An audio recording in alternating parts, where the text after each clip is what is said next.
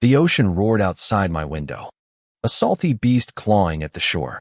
But inside my beach mansion, the only storm was Karen. She stood in my foyer, her arms crossed so tight, her floral blouse looked ready to pop a button. Her lips pursed like she'd just sucked a lemon dry. "This house," she said, her voice sharp enough to cut glass, "doesn't belong to you, Lila. It's not right. It should go to your sister, Marissa." Her words hit like a slap, the kind that stings long after the hand's gone. I stood there, bare feet cold on the marble floor, the scent of driftwood and lavender from my diffuser doing nothing to calm the fire in my chest. Karen, the HOA president with a vendetta sharper than her bob, had been gunning for me since I moved into this gated community 6 months ago. And now, she'd found her golden ticket me estranged sister, Marissa, who hadn't spoken to me in years. I leaned against the grand staircase, my fingers tracing the smooth mahogany banister, trying to keep my voice steady. "Karen, you don't get to decide who owns my house. I bought it. My name's on the deed." The air felt thick, like the moment before lightning cracks. She smirked, her eyes glinting with that smug certainty only a woman who spent years enforcing mailbox color codes could muster. "Oh, Lila, I've done my research. Marissa's got a claim. Your parents' will was ambiguous. And as HOA president, it's my duty to ensure fairness." Fairness. The word tasted like ash. This wasn't about fairness.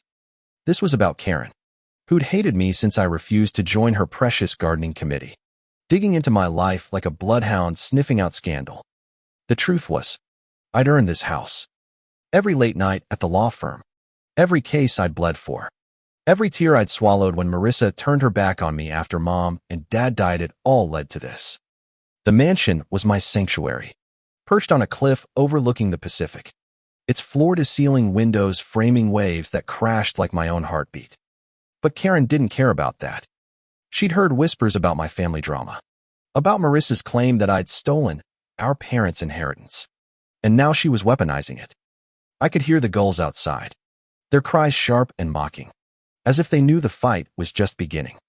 I took a deep breath, the salt air filling my lungs, and said, "Karen, you're out of your depth. Stay out of my business." But she didn't budge. She pulled out a manila envelope, thick with papers, and waved it like a flag of victory. "I've got evidence," she said, her voice dripping with glee. "Marissa's lawyers sent these. You'll be hearing from them soon." My stomach twisted, a cold knot tightening. Marissa, after all these years, the sister who'd called me a traitor, who'd vanished to Chicago without a backward glance, was now coming for my home. And Karen, with her clipboard and her power trips, was her cheerleader. The next morning, I sat at my kitchen island, the granite cool under my palms, staring at a cup of coffee gone cold. The house was quiet except for the distant hum of the waves and the faint creak of the ceiling fan. I couldn't shake Karen's words, the way they'd burrowed into me like splinters. I'd worked too hard for this place, its white walls adorned with abstract art, the soft rug underfoot, the balcony where I'd stand at sunset, letting the wind carry away the day's weight. Losing it wasn't an option.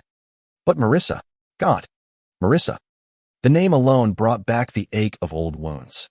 The memory of her slamming the door on our childhood home, her voice raw with accusation. "You took everything, Lila. You always do." I was still lost in thought when the doorbell rang, a sharp chime that made me flinch. I opened the door to find not Karen, but a man I didn't recognize. He was in his late 40s, wiry, with a nervous energy that made his hands fidget. His flannel shirt was wrinkled, and his boots were caked with mud, leaving smudges on my pristine porch. "Lila Monroe?" he asked, his voice low, like he didn't want the neighbors to hear. I nodded, wary. "I'm Jake. I work for the HOA. Groundskeeper. Mostly. I overheard Karen talking about you and your sister." He glanced over his shoulder, as if expecting her to materialize. "I don't think it's right, what she's doing. I've got something you should see." My pulse quickened. Jake wasn't the kind of guy who'd stick his neck out for a stranger. Not in a community where Karen ruled like a suburban dictator. But there was something in his eyes, guilt. Maybe. Or defiance. He handed me a USB drive, small and scratched, like it had been carried in a pocket for too long. Karen's been digging into everyone's business, he said. Not just yours. There's stuff on her emails. Recordings. She's been playing dirty for years. Thought you should know. I took the drive, my fingers trembling slightly, the weight of it heavier than it should have been. Jake didn't wait for a thank you. He just turned and walked away, his boots crunching on the gravel path. That night, I sat at my desk, the glow of my laptop casting shadows on the walls. The USB drive revealed a side of Karen I hadn't imagined. Emails where she bullied neighbors into compliance. Voicemails threatening fines for minor infractions. Even a recording of her bragging about teaching that Monroe girl a lesson. My blood boiled. But it was the last file that stopped me. Called an email from Karen to Marissa's lawyer, promising to smooth things over with the HOA if Marissa pursued her claim. It was a conspiracy, plain and simple. Karen wasn't just meddling. She was orchestrating a takeover, using my sister as a pawn to knock me down. I closed the laptop, my breath shaky, the room suddenly too quiet. The scent of rain drifted through an open window, mixing with the faint tang of my jasmine candle. I thought of Marissa, her face so like mine but hardened by years of resentment. Did she even want the house? Or was she just Karen's puppet? I didn't know anymore. All I knew was the fight was coming, and I wasn't going down without swinging. The HOA meeting was held in the community center, a sterile room that smelled of stale coffee and Lysol. Karen stood at the podium, her smile as polished as her pearls, addressing the crowd of neighbors like a queen holding court. I sat in the back, my hands clenched in my lap, Jake's USB drive burning a hole in my pocket. When Karen opened the floor for community concerns, I stood, my heart pounding so loud I swore everyone could hear it. The room went quiet, the air heavy with anticipation. Karen, I said, my voice steady despite the tremor in my chest. You've been pushing a false narrative about my property. You've been in contact with my sister's lawyer, trying to undermine my ownership. I have proof. A murmur rippled through the crowd, heads turning. Karen's smile faltered, just for a second, but it was enough. I held up the USB drive, my hand steady now. Emails. Recordings evidence of you manipulating this community for your own agenda. You don't get to play God with people's lives. The room erupted. Neighbors shouted. Some at Karen. Some at me. Karen's face turned red, her composure cracking like thin ice. That's absurd. She snapped, but her voice wavered. You're making this up. I didn't back down. I plugged the drive into the projector, and there it was, her voice, smug and cold, promising to handle me. The crowd gasped, whispers turning to outrage. Karen's reign was crumbling, and she knew it. But the real blow came later. When Marissa showed up, she appeared at my door the next day, unannounced, her hair pulled back tight, her eyes tired.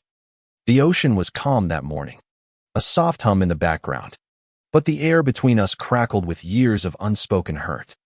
Lila, she said, her voice barely above a whisper. I didn't know Karen was using me. I don't want the house.